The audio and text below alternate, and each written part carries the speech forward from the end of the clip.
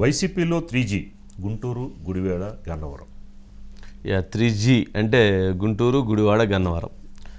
సరే, గుంటూరు ఎవరైతే ఇప్పుడు ఎంపీ అభ్యర్థిగా పోటీ చేస్తారని చెప్పిన ఉమ్మారెడ్డి రమణ ప్రస్తుతం ఆయన పోటీకి సన్నద్ధంగా లేరు అని ఒక ప్రచారం జరుగుతుంది.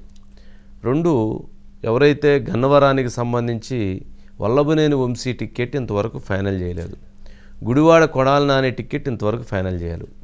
ఆ రెండు టిక్కెట్లు ఎవరైతే వంశీ నాని టిక్కెట్ల విషయంలో కూడా జగన్మోహన్ రెడ్డి గారు ఆలోచన చేస్తున్నారు, వాళ్ళకి టిక్కెట్లు నిరాకరించేటువంటి ఉద్దేశంలో ఉన్నారు అనేటువంటి ప్రచారం జరుగుతూ ఉంది. సరే, మనం గన్నవరం టిక్కెట్ వరకు జగన్మోహన్ రెడ్డి గారు అలా ఆలోచిస్తున్నారు అని అనుకోవచ్చు. కానీ కొడాలి నాని గారి టిక్కెట్ కూడా అలా ఆలోచిస్తున్నారు, కొడాలి నాని ఇది కూడా అని అంటే ఖచ్చితంగా అలా ఉండకపోవచ్చు.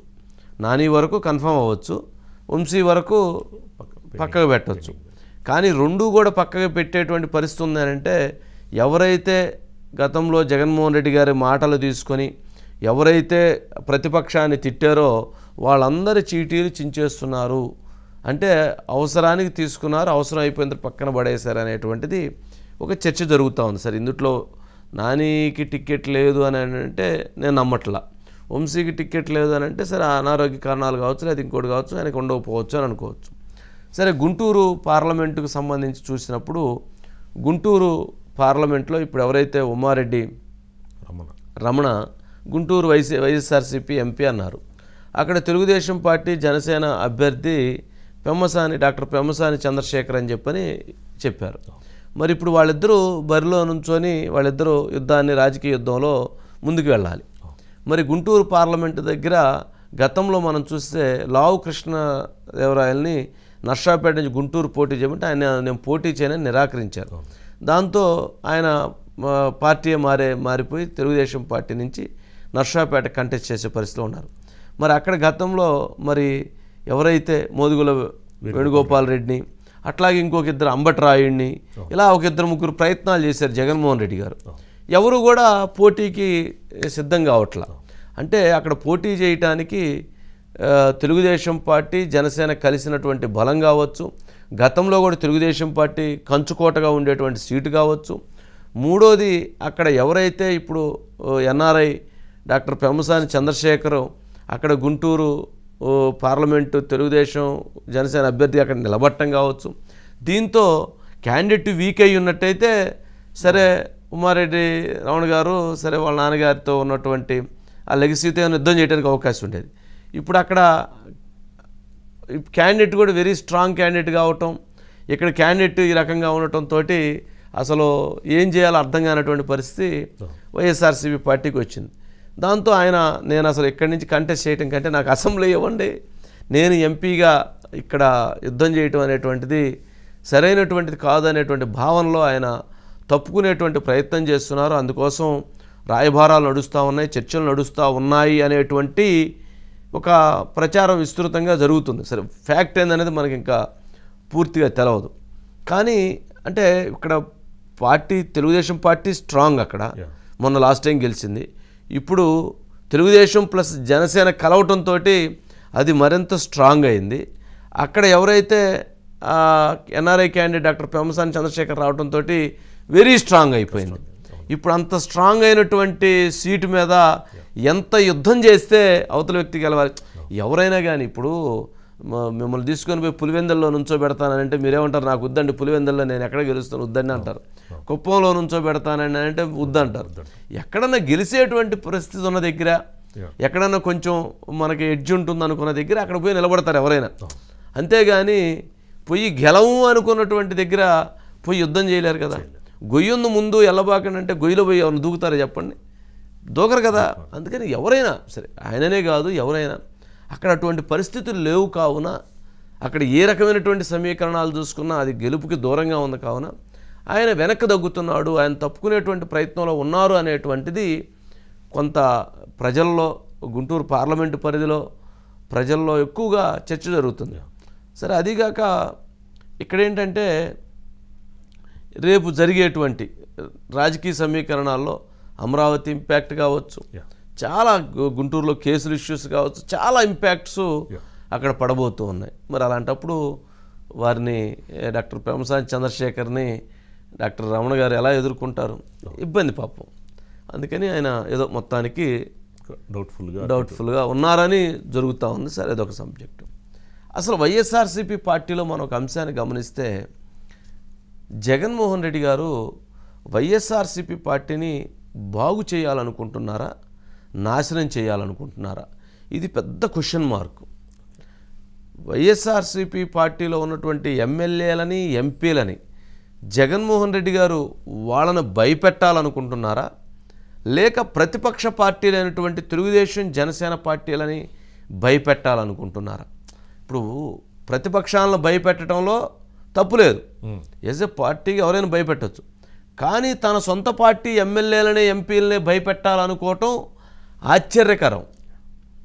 ఏదైతే తన పార్టీలో ఉన్నటువంటి సీనియర్స్ని కానీ, తన పార్టీలో ఉన్నటువంటి రాజకీయ అనుభవం కలిగినటువంటి వాళ్ళని కానీ, సుశక్తులైనటువంటి సైనికులను కానీ, ఆ పార్టీలో ఉన్నటువంటి కార్యదక్షత కలిగినటువంటి నాయకులను కానీ ఎప్పుడూ కూడా వాళ్ళని వెన్నంటే పెట్టుకుని నడవాల్సినటువంటి పరిస్థితి నాయకత్వం జగన్మోహన్ రెడ్డి గారిది. కానీ అలాంటి వారందరినీ కూడా చిన్నాభిన్నం చేసేస్తున్నారు, చిందరవందర చేసేస్తున్నారు. అది చాలా జాగ్రత్తగా గమనిస్తే అసలు ఆయన వైఎస్ఆర్సీపీ పార్టీని బాగు చేయాలనుకుంటున్నారా, నాశనం చేయాలనుకుంటున్నారా అనేటువంటి ప్రశ్నలు ఉత్పన్నమవుతున్నాయి. చాలా లోతుగా అధ్యయనం చేయాలి. పాము తన పిల్లల్ని తాను కొరుకు చంపిద్ది కదా. అలాంటి పరిస్థితి మరి వైఎస్ఆర్సీపీ పార్టీలో జరుగుతుంది అన్న అభిప్రాయాన్ని ఆ పార్టీలో ఉన్నటువంటి నేతలే బలంగా మాట్లాడుతున్నారు. ఇప్పుడు ఆ పార్టీలో ఎవరైతే ఆయన టిక్కెట్లు నిరాకరిస్తున్నారో, ఎవరైతే టిక్కెట్లని అటు ఇటు ఇటు అటు అటు ఇటు ట్రాన్స్ఫర్లు చేస్తున్నారో, అవన్నీ గమనిస్తే చాలా ఆశ్చర్యకరమైనటువంటి అంశాలు వెలుగులోకి వస్తాయి. ఇప్పుడు మాగుంట శ్రీనివాసరెడ్డి గారిది ఆయన ఎందుకు తీశారో ఎవరికీ తెలియదు. అసలు ఎందుకు టికెట్ నిరాకరించారో తెలియదు. ఆయన కావాలని అందరూ అడిగారు. ఇక్కడ లావు కృష్ణదేవరాయలు కావాలని అందరూ అడిగారు. మరి వాళ్ళెవరికి టికెట్లు ఇచ్చే పరిస్థితి లేరు. ఆ ఎమ్మెల్యేలు అడుగుతున్నారు, ఆయన ఏమనంటున్నాడు. ఎవరైతే కందుకూరులో మానుగుంట మహేందర్ రెడ్డి, ఆయన వాళ్ళ ఫ్యామిలీ 50 years నుంచి రాజకీయంలో ఉంది. మరి వాళ్ళ ఫ్యామిలీ టికెట్ని నిరాకరించారు. అక్కడ అరవింద్ అనే ఒక అమ్మాయిని తీసుకొచ్చి పెట్టారు. ఇప్పుడు కందుకూరు లాంటి అసెంబ్లీలో అసలు మహేందర్ రెడ్డిని కాదని ఎవరైతే ఆయన ప్రకటించారో కడారి అరవింద అనుకుంటా, అసలు ఎంట్రీ కాగలిగిద్దా, గ్రామాల్లోకి వెళ్ళగలిగిద్దా? ఆయన బలం 50 సంవత్సరాల రాజకీయ జీవితంలో ప్రతి గ్రామంలో వాళ్ళకు ఒక వర్గం ఉంటుంది, నాయకత్వం మొత్తం ఆయన సిస్టంలో ఉంటుంది. అలాంటిది ఆయనకు సంబంధం లేకుండా ఒక క్యాండిడేట్ని పెట్టేస్తే ఎలా వెళ్ళగలిగిద్ది? అంటే నిజంగా ఆయనకి టికెట్ నిరాకరించాలనుకుంటే ఆయనకి వేరే రకమైన అకామిడేట్ చేసి చెయ్యాలి. ఆయన ఎందుకు నిరాకరిస్తున్నారో చెప్పాలి. మీరు గెలవలేరని చెప్పి చేయొచ్చు. అంటే ఆయనే గెలవలేని సీట్లో అక్కడ కందుకూరులో మహేందర్ రెడ్డి గెలవలేకపోతే జగన్మోహన్ రెడ్డి గారి నుంచున్నా కానీ గెలవడం. అంత స్టాండ్ అంటే వాళ్ళ 50 yearsగా వాళ్ళకి వాళ్ళ నాన్న 4-5 సార్లు ఎమ్మెల్యే, ఈయన 5 సార్లు ఎమ్మెల్యే, మంత్రి, వాళ్ళు ఇవన్నీ ఒక 50 years పొలిటికల్ హిస్టరీ. అది 50 సంవత్సరాల రాజకీయ జీవితం ఉన్నటువంటి ఒక కుటుంబాన్ని ఈ పేపర్ చించినట్టు నేను చించి పక్కన పడేస్తానంటే అది ఏంది?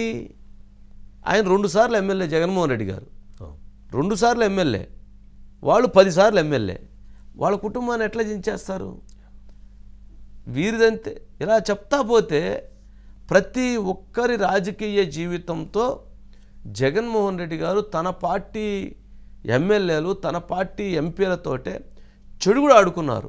అది శంకరనారాయణ కావచ్చు, కాపు రామచంద్రారెడ్డి కావచ్చు, మళ్ళా విష్ణు కావచ్చు, పాప అమర్నాథ్ కావచ్చు, ఇలా చెప్తా పోతే ఒక లిస్టు 60 మంది. వాళ్ళందరిని అసలు కక్కా వికలం చేసి పారేశారు. చివరికి నాకు ఆశ్చర్యం కలిగింది ఏంటంటే, ఈరోజు చంద్రబాబు నాయుడు గారు బహిరంగ సభలో మాట్లాడుతూ రాజకీయాల్లో నువ్వు అనుసరిస్తున్నటువంటి వైఖరి చాలా ప్రమాదకరంగా ఉంది, అది సరైనటువంటిది కాదు చెప్తున్నారు. అంటే వైఎస్ఆర్సీపీ పార్టీలో ఆయన చేస్తున్నటువంటి రాజకీయ కకావికలంతో తెలుగుదేశం పార్టీ సానుభూతి చూపిస్తుంది. అది ఎవరిని? జగన్మోహన్ రెడ్డి గారి పైన. అరే బాబు నువ్వు అలా చెయ్యొద్దు, అది అంటే అసలు అది సరైనటువంటి చర్య కాదు, వాళ్ళ రాజకీయ భవిష్యత్తుని నాశనం చేయడం అనేటువంటి సరైనది కాదనేటువంటి ప్రయత్నం చేస్తున్నారు. అంటే చూసే వాళ్ళకి అది ఒక చాలా ఇబ్బందికరంగా ఉంది. ఒక ఎంటైర్ ఫ్యామిలీస్ చరిత్ర కలిగిన ఫ్యామిలీస్ని తుడిచేయటానికి వీరెవరండి? ఎలా తుడిచేస్తారు? ఆ పార్టీలో నమ్ముకొని ఉన్నారు. ఏ రోజున ఆ పార్టీని విమర్శిస్తేనో, లేదా రఘురామకృష్ణరాజు తిరగబడితేనో, లేక వాళ్ళంతటా వాళ్ళుగా వెళ్ళిపోతేనే ఓకే, కానీ వాళ్ళు ఆ పార్టీలో ఉన్నటువంటి వాళ్ళని బయటకు గెంటేయటం ఏంటి? చీటీలు రాజకీయ భవిష్యత్తు నాశనం చేయటం ఏంటి? అది జగన్మోహన్ రెడ్డి గారు తన పార్టీని తాను బాగు చేసుకుంటున్నాడా, తన పార్టీని తాను నాశనం చేసుకుంటున్నాడా, ప్రతిపక్షాలను బెదిరించాలనుకుంటున్నాడా, తన పార్టీ వాళ్ళని బెదిరించాలనుకుంటున్నాడా అనేటువంటి అనుమానానికి ఇయే కారణాలు. ఇలాంటి సంఘటనలు అనేకం కారణాలు. సరే, ఇదొక సబ్జెక్టు. సరే, ఇలాంటివి చాలా అంశాలండి. ఈరోజు రా కదిలిరా సభ పర్చూరులో పెట్టారు. అక్కడ ఆమంచి కృష్ణమోహన్ తీసుకొచ్చి పెట్టారు చీరాల నుంచి. నిన్న ఆయన తీసేసి అక్కడ బాలాజీని పెట్టారు మళ్ళీ. నిన్న అంటే ఈరోజు సభ ఉంటే ఆ సభకి ఇక్కడ క్యాండిడేట్ని మార్చేశారు. అంటే అది భయపడి మార్చారా, లేకపోతే ఎందుకు మార్చారు, లేకపోతే ఆయనకంటే ఈయన గొప్పవాడని మార్చారా?